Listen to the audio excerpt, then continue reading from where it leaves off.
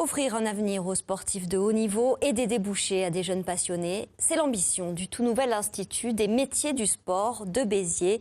Il dispense un brevet professionnel d'éducateur sportif dont la première promotion devrait sortir en juin prochain. Laurent Baumel, Nicolas Chataille.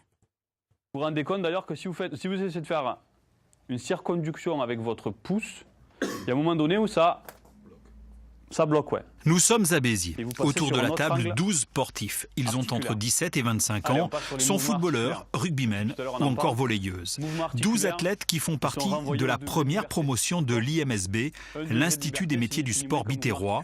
Au programme du jour, Et cours de ceci, biomécanique. La trochoïde, on s'en rappelle laquelle c'est. À chaque fois qu'on met en place un mouvement, il faut être en capacité de l'expliquer déjà, savoir ce qu'on fait, quelle articulation on met en jeu, sur quel plan on va travailler. Et ça, si on ne sait pas le faire, on va dire oui, fais comme ça, à peu près. Donc l'à peu près en sport, ça n'existe pas, ça engendre très souvent des blessures. La formation dure 12 mois, calée sur l'année sportive, sanctionnée par un brevet professionnel d'éducateur. Il leur permettra d'exercer dans des clubs, des mairies, des structures qui accueillent des enfants, des personnes âgées ou de se mettre à leur compte comme coach. Moi, j'espère aller le plus haut possible, mais il faut garder les pieds sur terre et savoir qu'une carrière, ça peut s'arrêter comme ne pas commencer.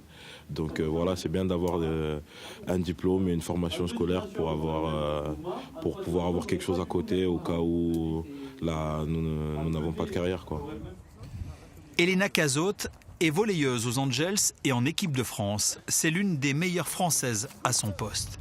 Récemment, elle s'est blessée au ligament croisé. Avec cette formation, elle prépare donc son avenir.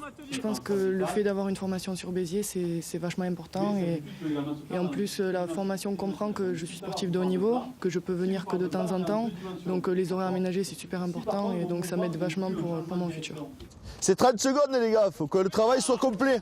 Une carrière pro, tous ces sportifs en rêvent. La plupart ont une relation particulière avec leur discipline, souvent depuis leur plus tendre enfance. Ma vie tourne essentiellement autour du foot, donc j'ai fait ça depuis tout petit, j'ai commencé à l'âge de 4 ans, donc du coup j'ai jamais touché à d'autres sports. Donc je pense vraiment travailler à fond dans le foot pour pouvoir m'occuper de jeunes, encadrer pas mal d'équipes. Pour financer leur formation, la plupart des stagiaires ont choisi l'alternance en entreprise. Ce brevet professionnel répond à une demande dans une société où l'on cherche à vieillir mieux et où le sport est omniprésent. Il y a une multitude de possibilités pour après trouver un emploi.